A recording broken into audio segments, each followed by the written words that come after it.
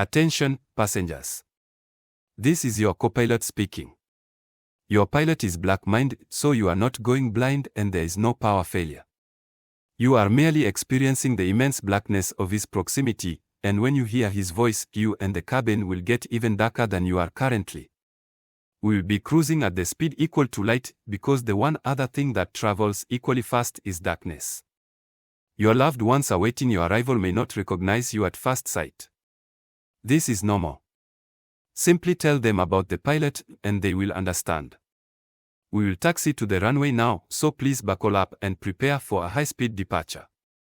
Thank you for choosing Jet Black Airways, where the phrase jet black is also a verb. We hope you keep jetting black with us until the wings and the wheels fall off. Justice forever. Assalamu alaikum wa rahmatullahi wa barakatuh. To some of you and peace out to the rest of you. And let me welcome you back to another episode of the Black Manosphere Show of the Week. This week you are going to be flying on this Jet Black Airways flight. Very fitting for the Black Manosphere Show of the Week. We do focus on black men here at this particular airline.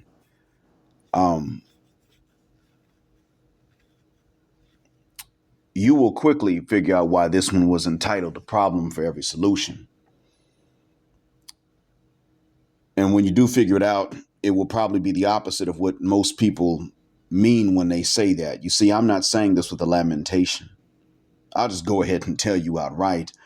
I titled it this way because that's actually the proper understanding to have when you were talking about the black family. We've been trying to provide a solution to the problems as black men. Our other halves have been steady ignoring the problems to the solutions. And the Simpson Agonocrat goons and the matriarchal mandingos are the ones that actually propose the solutions that were designed to ignore the problems. With which solution should we begin? Well, the first one that comes to mind is whenever someone like a dating roach gives any advice that starts with the word just, and then a verb such as just go outside or just take a shower, then you should just know that is a stupid farmucker with the intellect of an 11-year-old. I've stated before that nuance is the kryptonite of the Negro, especially of boomers. No offense, BGS, I'm not necessarily referring to you in this. But yes, black boomers and Generation X really suffer from this. Black boomers being even worse. I was raised by boomers, I know. Even at times, my father, who had to administer proper doses for people based on weight, and even at times based on body fat percentage, would lose this when it came to things outside of administering the proper dose to put someone under while allowing them to still wake up alive later on. Boomers love to say touch grass, meaning go outdoors, as if the only reason that you are invisible to women that have hardly anything going for themselves or mistreated by them is because of the time you spend indoors. Notice they don't tell their daughters go out and touch grass. So what good does it do you to go out and touch grass if every daughter with something going on, 2 brain cells to rub together and some looks to match, is indoors? Do what they say. Go ahead, touch grass, and then watch any woman that is outdoors nearby move further away from you because you are leaning down and putting your hand on grass, unless, of course, she's grotesque and ugly and, has those shorter arms, speech impediment, things like that coming to you. And I'm so glad you're outside. You know what I mean. People are quick to tell you these pat solutions that sound reasonable because they would work in a reasonable environment. You are not in a reasonable environment in North America or the UK, where the vast majority of you are now listening to the sound of my voice. And the rest of you listening, generally speaking, are somewhere in the West. The reason that I titled this "A Solution for Every Problem" is because every solution ignores the problem. Boomers don't fully understand the problem in many cases. Generation X, my age group, is divided into our two camps, you could say, of understanding already. We're already split. There are those of us that are like the boomers. And then there are those of us that said, wait, the boomers got this wrong. It was clear as day. To best give an example, I would need to address a separate problem, and that is bullying. In the boomers' days during their childhoods in the 40s and 50s, you stood up to bullies and then you saw them move on and leave you alone once they knew you were willing to fight them. When my generation came up, our boomer parents told us their experiences. They really believed what they told us because it was true for them at the same age. So they weren't lying to us. But they thought we were dumber because they had made movies already telling us that you stand up to bullies or at least report them to teachers, and then they would stop. Now, when we tried to inform, or hell, even just ask our boomer parents why the bullies didn't seem to learn their lesson when we stood up to them and fought them, and why they wouldn't, well, hell, the boomer parents wouldn't even let us finish the question at all. They would interrupt us with whatever they had learned to interrupt with their plantation nigger trauma they got from the silent generation that raised them. You see, when they tried to talk to their parents, everything they heard was hush. And they didn't quite do that to all of us all the time and just say hush. But they did do a lot of listening to reply instead of listening to learn what had changed. They didn't know that their motives in cartoons, actually, their movies and cartoons that they made for us about how to handle bullies only led to worse and more incorrigible bullies. 3 o'clock hive was some sure bit. It didn't work like that. These bullies knew the conventional wisdom we were getting on TV and in classrooms. And these bullies simply thought, well, he can't win, though. So I won't stop when he stands up to me. I'll stop when he wins. And if he could win, I'd have never bothered him to begin with. I wouldn't pick a fight I couldn't win. Who would? So the bullies were impossible to teach a lesson in many cases. So in the end, we had some real crack babies in our classrooms that couldn't learn to leave people alone because they simply couldn't pass up the chance to pick a fight they thought they could win. Our parents couldn't listen well enough to figure out that bullies had changed, that they had become tyrants, and that they had become incapable of learning lessons their victims could possibly teach them. They couldn't even learn that they were wrong for bullying, so if you fought back and got a lucky punch and won, they would still come back to kill you later because you won. They couldn't learn. The boomer parents couldn't listen well enough to learn what was different anyway. They didn't know how to listen to and learn from anyone younger than them. If we tried to tell them, they'd say that we have a problem for every solution.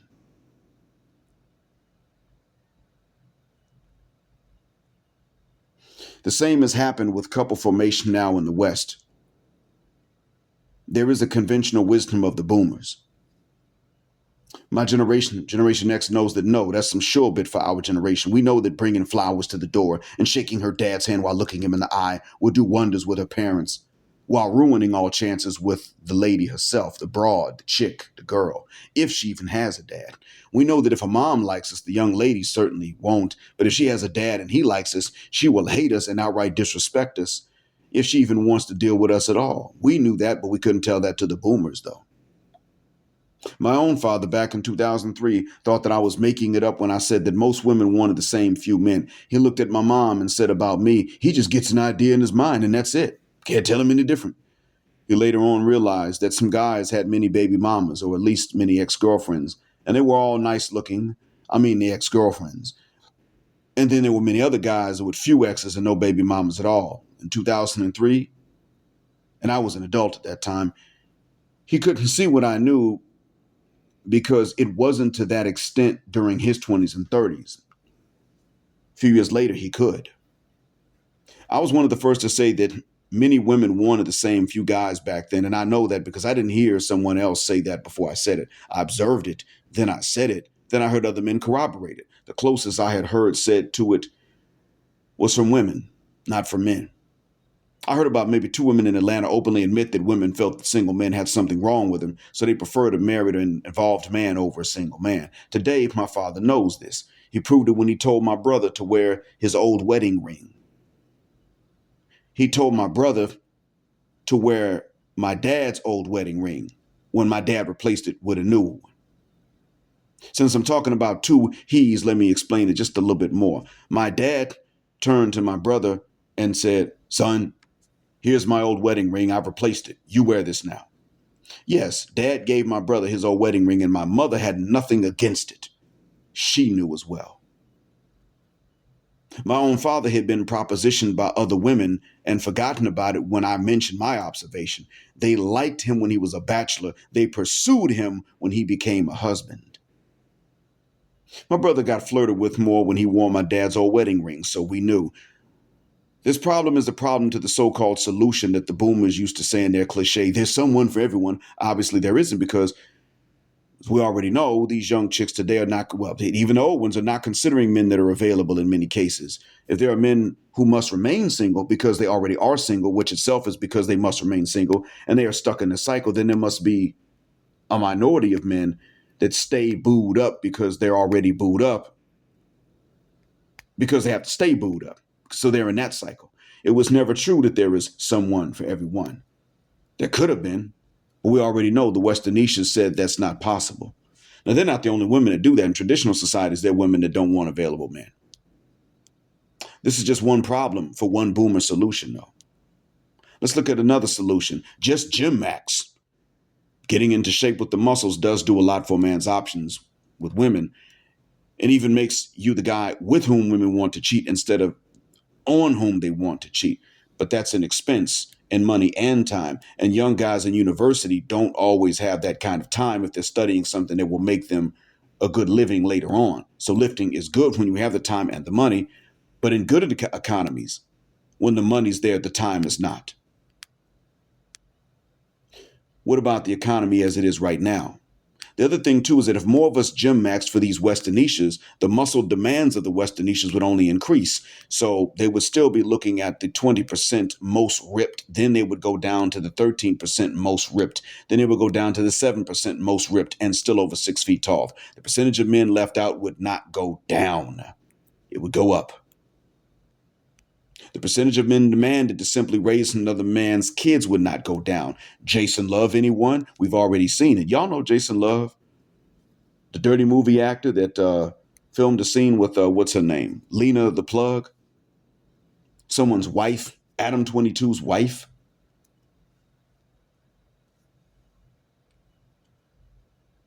Now, of course, that sort of thing is blocked over here. You can't see it, but let me tell you this. You all told me that Jason Love shot the club up. No pullout. Y'all said that. He gym maxes for his line of work, which is smashing other chicks, even other men's wives. And guess what? He doesn't get to raise his own biological daughter either. Even he who gym maxed enough to get paid to smash chicks on camera was not seen as good enough to raise his own biological daughter. So just gym max, we've already seen fail. Another solution is just shower and dress nicer. Well, the showering part is necessary for hygiene. It's like lifting. That's good for you. But just like lifting doesn't really solve the problem, that particular problem, just shower and dress nicer does not solve the particular problem that we're discussing. It only qualifies you for the filthy, nasty, stank functified chicks that don't shower enough themselves, and who will then talk down on you if you shower enough or if you don't shower enough, blaming you equally for either choice. Dressing more nicely means you must spend tons of money on the clothing because, frankly, these chicks are out here pricing everything you wear. The same ones that don't shower enough still memorize brand names and prices just to financially size men up. And if you wear the right clothes, but they still don't smell other women on you, they just set you up to rob you anyway. Oh, he got money, but don't nobody want him. That's a mark. If you find clothes that have style, but they didn't cost an arm and a leg and a fortune and a soul and one of your children's souls too, then they're already dissing you publicly for not wasting buckets of money on the clothes. Hell, even if you spent top dollar and saved nothing on them and they were comfortable, these broads would still find a reason to disapprove of what you're wearing, and that would be that they're comfortable. Ask a Westernician's advice about what you should wear. And not only will she choose what's expensive for no reason, but it has to be uncomfortable too somehow. You can't dress nicely enough for these Westernicians. You can't shower just the right amount either. And showering other than just the right amount is either too much or too little, as I stated. So you are still going to be blamed. And I don't mean by some here and some there. You are going to be blamed by all of them that have 2 brain cells and any looks. Hell, by the ones that don't have anything. What about having boundaries and maintaining frame? How's that for a solution? Should you maintain boundaries and maintain frame? Yes. Does it work on Westernicians? It will not. It's not going to help you become part of a couple. Not having boundaries and frame will work against you, but having them doesn't mean to them what they say it does. Having boundaries to her means she must test those boundaries, never admitting that they're really your boundaries. She'll continue to test them, and Dr. Tia-San Johnson has talked about this. When you have boundaries with these boom shikas and bonquishas and sapphires, they just keep testing the boundaries. They don't stop when you pass the test because they learn. They just keep testing until one day you fail the test. So she can then lose interest because you didn't have boundaries. Granted, they can tell if you don't have boundaries, but if you have them, then they don't see them as boundaries. So if you never fail their boundary test, their crap test, well, then they'll just interpret something else to mean that you don't have boundaries or find some other reason to blame you and then leave you. They'll even say that you're too stiff for having them. Having frame and boundaries is good for your life, but the Westernicians are a problem whether you have them or not. It's a problem to expect one to come to the correct understanding and conclusion about your boundaries and frame. You should have them, but that doesn't mean she can see them for what they are. They can't do that. That would work in your favor. What about the solution to making money? Well, as Lion of MGTOW was stated, if you make more money and they know it, then they mark you for robbery. They still cheat on you with guys that don't have to make the same money. They become eligible for alimony and child support by staying married to you for long enough. And then they leave and demand all for which they're eligible. That's it. Making money helps you in your life as long as you keep her out of it. Wow, that one was easy. They promote listening more to women as a solution, too. Have they ever explained themselves in a way that makes you no longer confused by them while they are young and cute and single? Has a young, cute, and childless woman ever explained herself to you so well that you could see what to do, then you do it, and she responds well? This is so rare that an even better question to ask is, can one do this while she is young and cute and childless? The answer to the first one is no for many of us. Never happened. The answer to the second one, can she or can one, which is an even better question, will take many of us years to learn by searching for one who has to prove that one can. A car driving to Jupiter, not at the speed of a ship, but at the speed of a car, would get to Jupiter before we found one. Also, if you don't listen to women, they will get sick of repeating themselves to you. And if you do listen, they will get sick of you listening to them. They will feel they have some kind of control and they will lose respect for you because you listen. They'll also vent their problems to you. Then they'll turn around and associate you with the bad feelings they have towards their problems about which they were venting to you. You can't win either way. So they've already come with that problem built in for any solution, like the solution of listening to them. How do you know? Well, my generation was one that listened. And we responded. Why do you think that group Shy in the 90s made that song Comforter? Why do you think that